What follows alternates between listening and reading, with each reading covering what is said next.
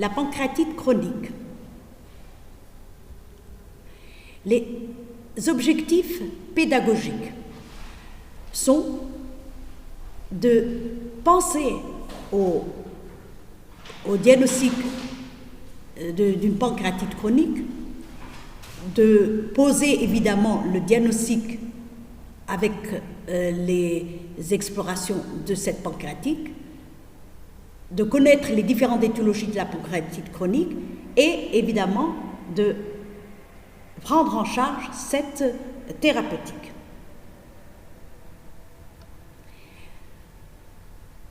Donc, la définition de la pancréatite chronique, c'est une maladie inflammatoire chronique du pancréas. Donc, c'est un état irréversible.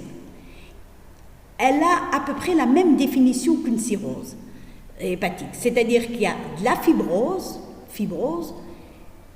et une destruction plus ou moins complète du parenchyme pancréatique, des cellules pancréatiques.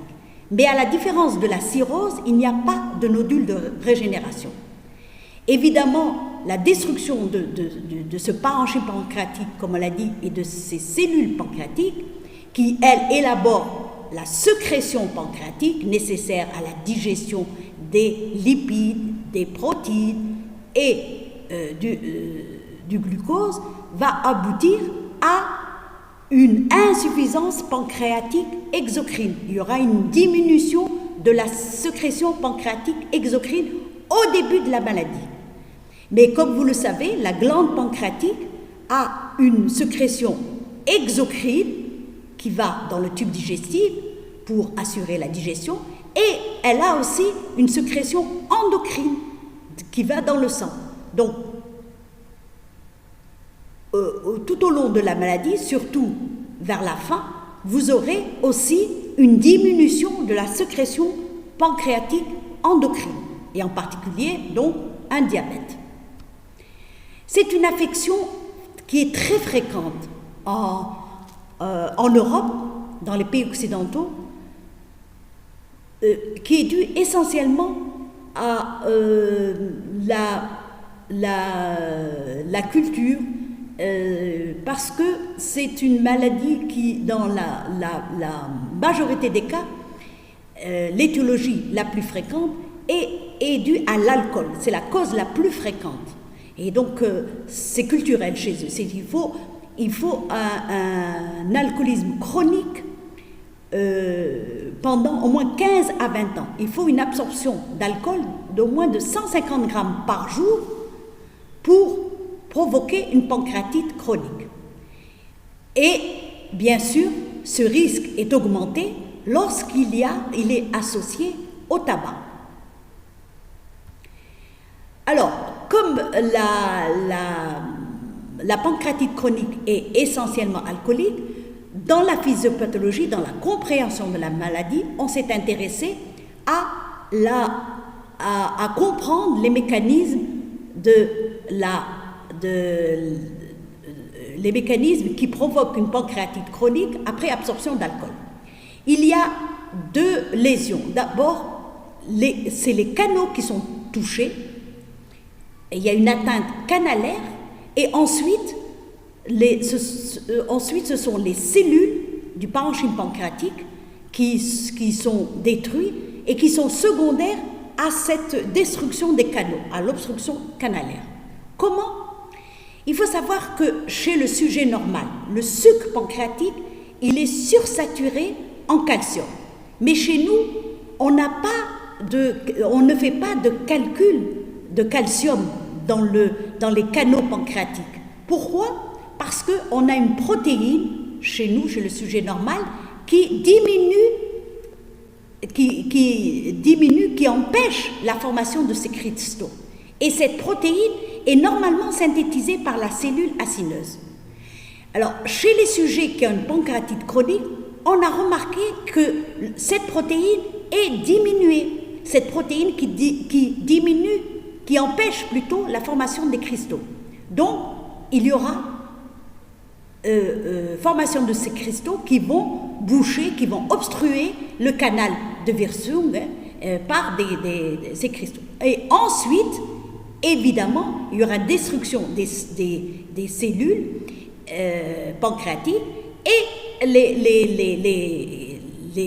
enzymes qui sont nécessaires à la digestion et qui sont élaborées par ces cellules vont rester à l'intérieur de la glande. Alors, voici donc schématisé ici la physiopathologie, je le répète, de la pancréatite alcoolique. Il y a deux facteurs importants.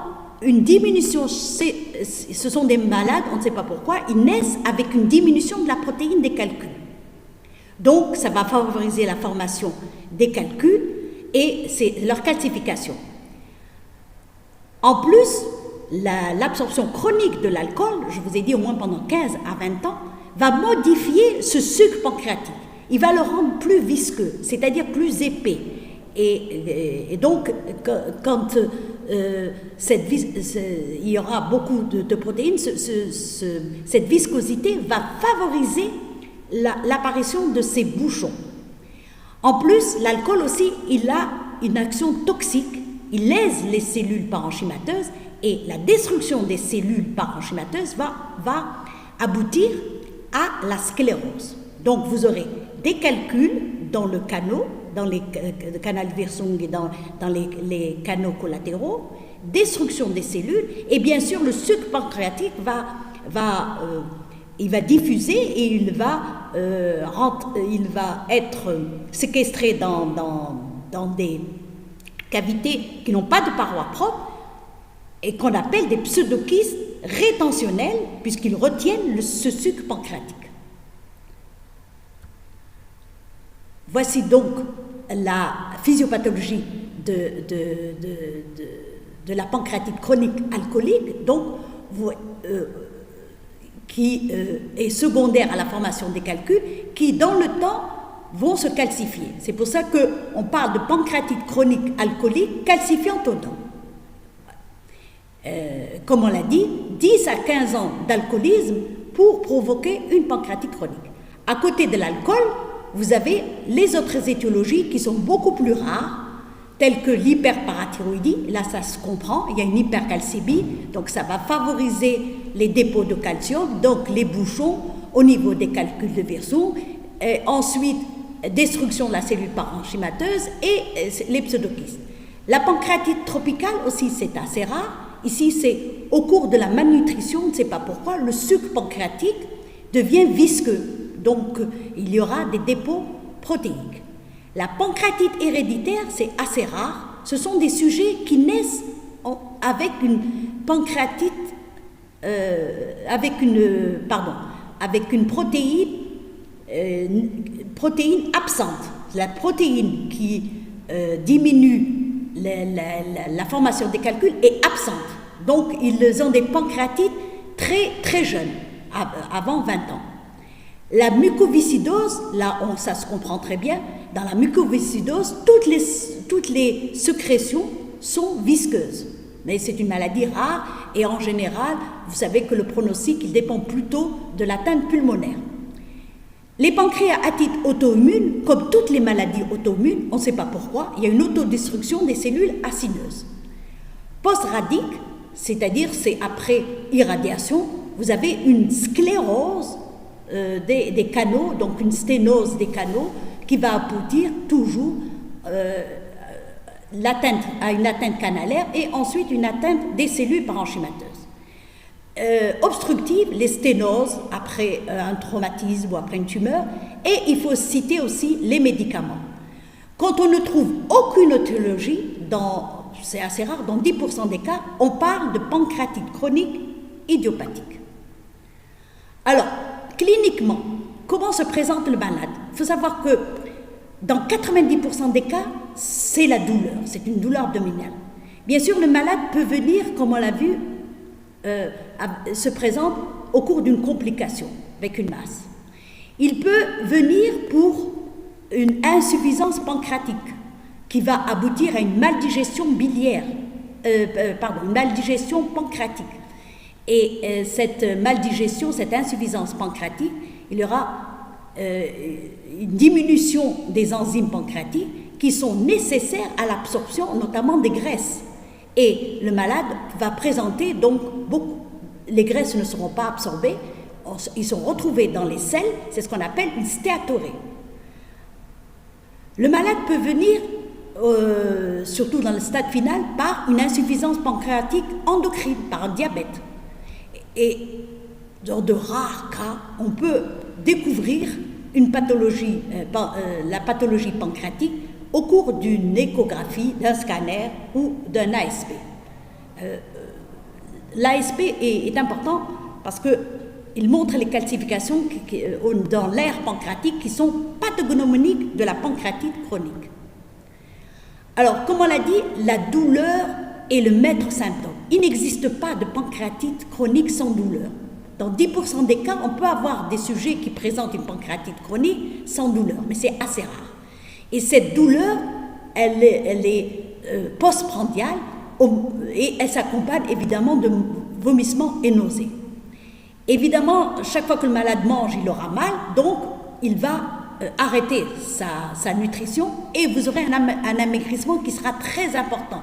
À tel point que quand on voit le malade, on a l'impression qu'il a un cancer du pancréas et pas une pancréatite chronique. D'autant plus qu'il faut faire attention que même dans un cancer, on peut avoir la douleur. On peut avoir aussi une stéatorée, c'est-à-dire, comme on l'a vu tout à l'heure, une insuffisance pancréatique. Mais il faut souligner que l'insuffisance pancréatique peut produire une stéatorée quand cette insuffisance dépasse 90%. Si vous avez une insuffisance pancréatique de 50%, 70%, il n'y a pas de stéatorée. La stéatorée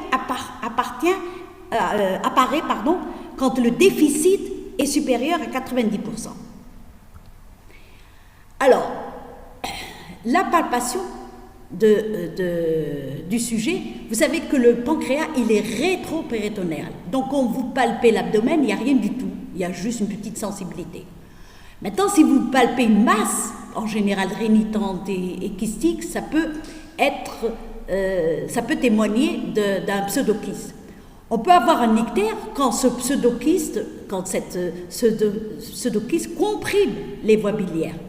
Maintenant, s'il est énorme, il peut se rompre dans le péritoine ou dans la cavité thoracique et entraîner une acide pancréatique ou une pleurésie due à ce pseudokyste. Bien sûr, le malade présentera toujours des signes associés d'intoxication alcoolique et même parfois quand la maladie est évoluée, peut même s'associer à une cirrhose alcoolique. Alors, comme nous l'avons dit, et le plus important, c'est la complication la plus fréquente, ce sont ces pseudokystes, qui se définissent par, ce sont des sécrétions, c'est la sécrétion pancréatique qui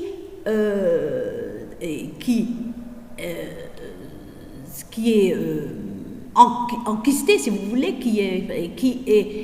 ce sont des cavités qui n'ont pas de membrane propre et qui sont entourées par les organes de voisinage.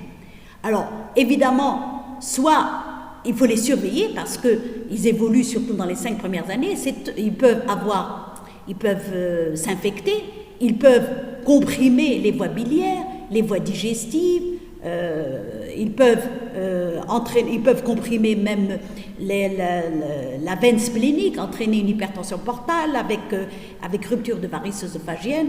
Donc, ces pseudokystes, il faut les surveiller. Voici donc ces pseudokystes qui peuvent communiquer avec le canal de Wirsung, ou bien ils peuvent survenir sans communication avec le pancréas. On les voit ici au scanner, ça donne des images liquidiennes, voilà, et vous voyez le pancréas qui est augmenté de volume, même en échographie. Les complications, ce sont essentiellement les complications de l'évolution de ces pseudokystes qui aboutissent l'ictère. Vous avez les compressions digestives, la rupture de ces pseudokystes, les hémorragies, tout ça, ce sont les complications des pseudokystes. L'insuffisance pancréatique, je vous ai dit, quand un déficit de la sécrétion pancréatique dépasse les 90%.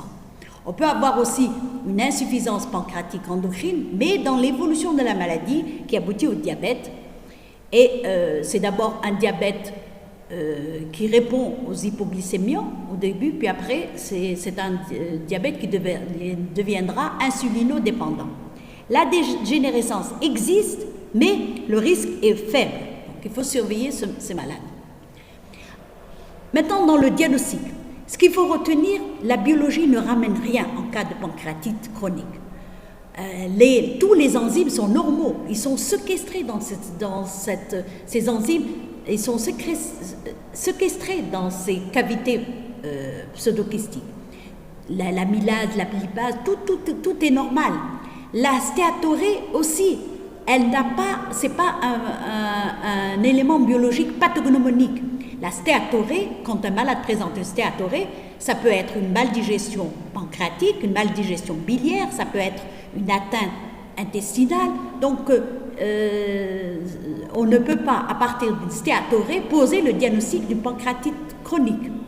Le diabète également et évidemment la cholestase. Donc, la biologie ne ramène rien pour le diagnostic. C'est l'imagerie qui est importante. Elle est d'autant plus importante que les sites de pancréatite sont importants, en particulier les calcifications pancréatiques. C'est vrai qu'elles apparaissent dans l'évolution de la maladie, mais quand elles sont individualisées au niveau de l'aire pancréatique, ça signe une pancréatite chronique. Et ça aide pour le diagnostic, surtout pour le diagnostic différentiel avec un cancer du pancréas.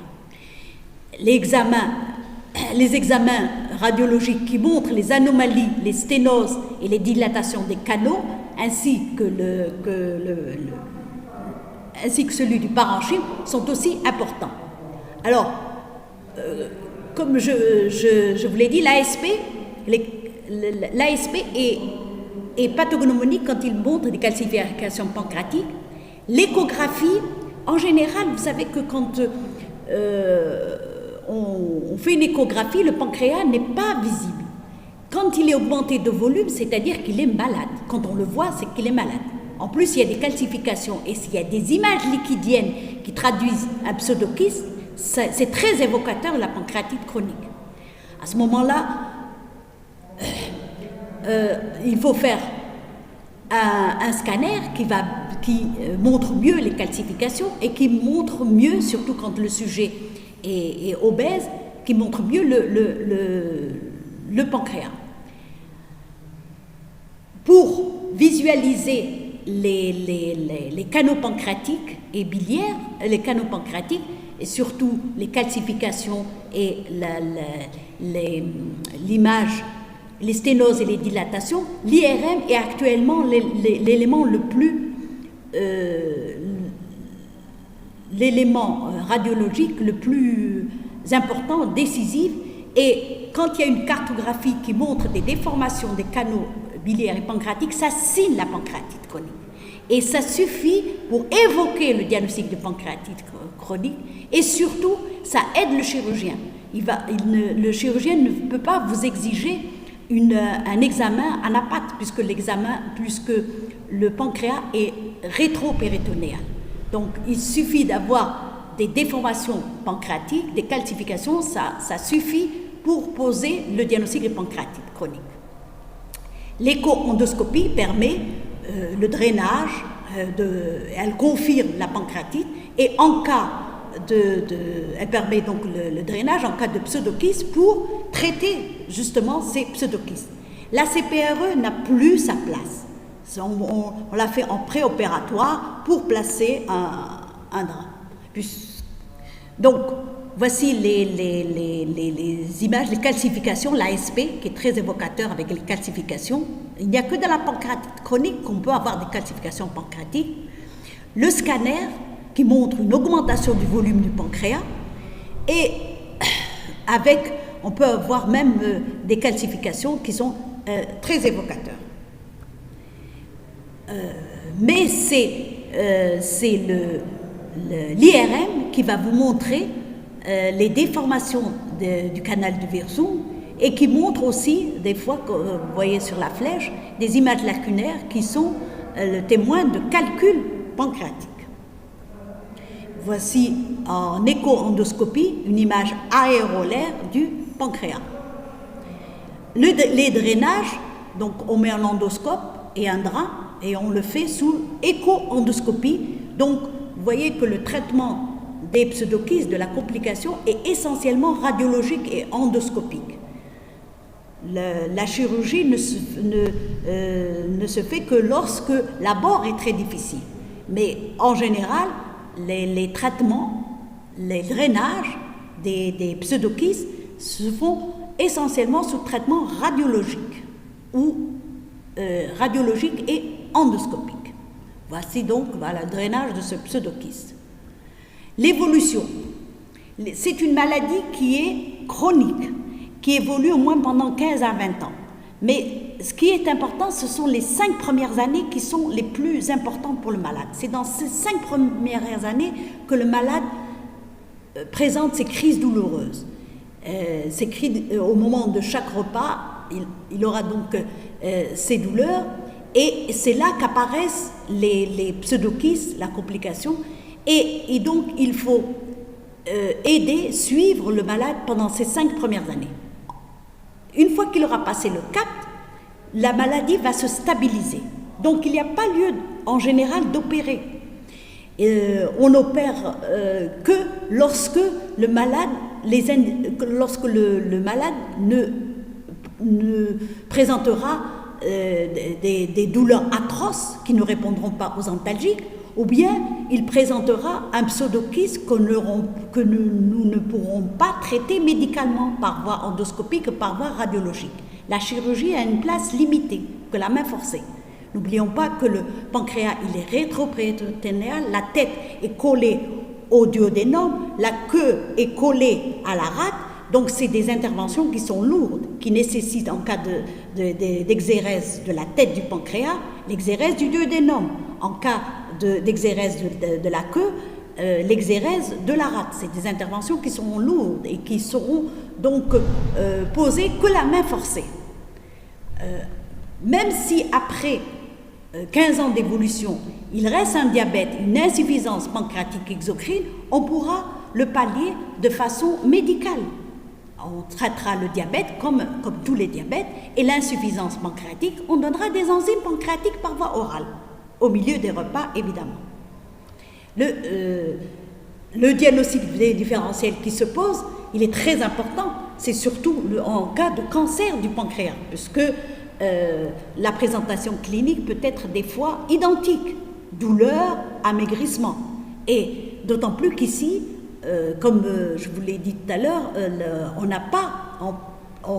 ne peut pas faire un examen anatomique, on ne peut faire que des ponctions sous écho ou des ponctions sous endoscopie ou bien sous échographie.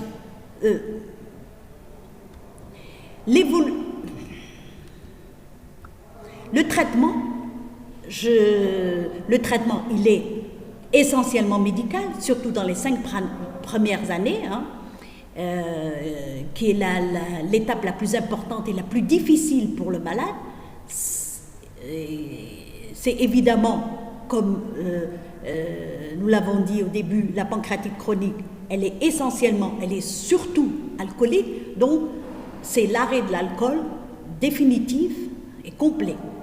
Évidemment, quand il y aura une insuffisance pancréatique, les lipides doivent être à dose de limite, doit être donné entre 65 et 75 grammes par jour. Les extraits pancréatiques, ils pallient bien sûr à l'insuffisance pancréatique, mais aussi, on a remarqué, et on ne l'explique pas, ça calme aussi la douleur. Le traitement médical, donc on peut utiliser tous les antalgiques. Quand on arrive au stade de la morphine, ça c'est une indication opératoire. ne peut pas le laisser le malade qui devient toxicomane, évidemment. Le traitement chirurgical, il est indiqué que vraiment la main forcée, c'est ce qu'il faut retenir. La main forcée quand on ne peut pas traiter ces pseudokystes, ou bien quand la douleur ne répond pas aux antalgiques majeurs. Alors, les exérèses lorsque la pancréatite chronique se situe au niveau de la tête, c'est la DPC, duodénopancréatectomie céphalique. Si c'est au niveau de la queue, c'est la splénopancréatectomie gauche. Maintenant, quand l'abord des pseudokystes est difficile, donc on fait des drainages biliaires, des anastomoses kysto-digestives, ou bien quand il y a un canal virsum dilaté, là aussi on fait des dérivations chirurgicales. Mais il faut savoir, il faut retenir que le drainage doit être à tout moment un drainage médical, soit radiologique, soit endoscopique, avec des anastomoses du kyste dans les voies digestives, duodénales, jéjunales, par voie radiologique ou endoscopique.